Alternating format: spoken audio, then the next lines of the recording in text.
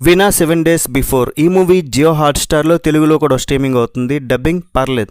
ఇది ఒక Indonesian horror thriller. Just 1 hour 35 minutes ఉంది. ఫ్యామిలీతో చూడొచ్చా అని అంటే మాత్రం 18+ సీన్స్ అంటూ ఏం లేవు, కానీ ఆ అమ్మాయిని రేప్ చేసినప్పుడు సెకండ్ హాఫ్లో ఆ సీన్ కొంచెం ఇబ్బందిగా ఉంటుంది. జస్ట్ అది స్కిప్ చేసుకోవాలి. న్యూడిటీ అలాంటిది ఏం లేదు. ఈ మూవీని ఒక రియల్ ఇన్సిడెంట్ని బేస్ చేసుకొని తీశారు.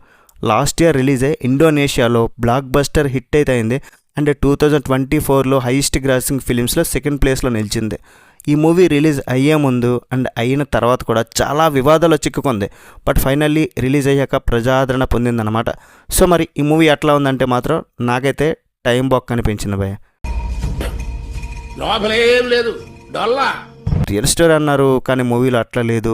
రియల్గా ఏం జరిగిందంటే వీణా అనే అమ్మాయిని చంపేశారు. ఎవరైతే రియల్గా చంపారో మొత్తం 8 మందిని అరెస్ట్ చేసి అందులో 7గురికి జీవిత ఖైదు, నెక్స్ట్ ఒక మైనర్కి 8 సంవత్సరాలు జైలు శిక్ష పడింది.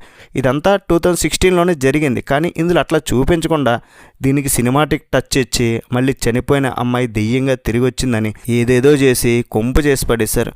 వీణా అనే ఒక అమ్మాయిని ఒక బైకర్స్ గ్యాంగ్ చంపేసి దాన్ని యాక్సిడెంట్గా చిత్రీకరిస్తారు.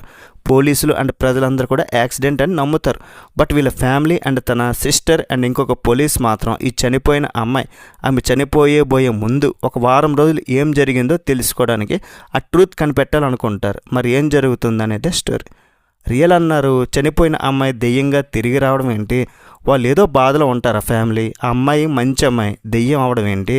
మళ్ళీ ఆమెను చంపిన వాళ్ళని మరి ఏదో ఒకటి చెయ్యాలి కదా, సినిమాటిక్ వేలో పగ తీర్చుకోవాలి కదా అన్నట్లు ఆమె ఆత్మ మళ్ళీ తిరిగి వచ్చిందని వీళ్ళకి ఆ నిజం చెప్పినట్లు ఆ ఫ్లాష్ బ్యాక్లో ఏం జరిగింది అంతా చూపిస్తారు.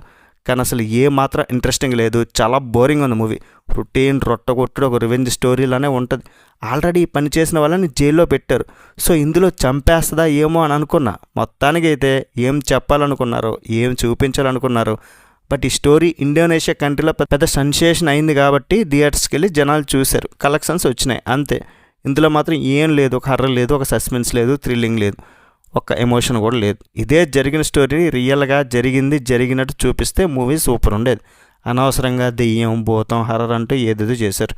మరి ఓవరాల్ నాకైతే నచ్చలేదు భయ్య. మరి మీరు చూడాలంటే మీ ఇష్టం. ఇంకా మరి ఓవరాల్ రేటింగ్ ఎంత ఇస్తానంటే మూవీకి 2/5. That's it guys. రివ్యూ నచ్చితే ఒక లైక్ వేయండి, ఛానల్ని సబ్స్క్రైబ్ చేయండి. నెక్స్ట్ మళ్ళీ కలుద్దాం గైస్. బై బాయ్ అండ్ జై హింద్.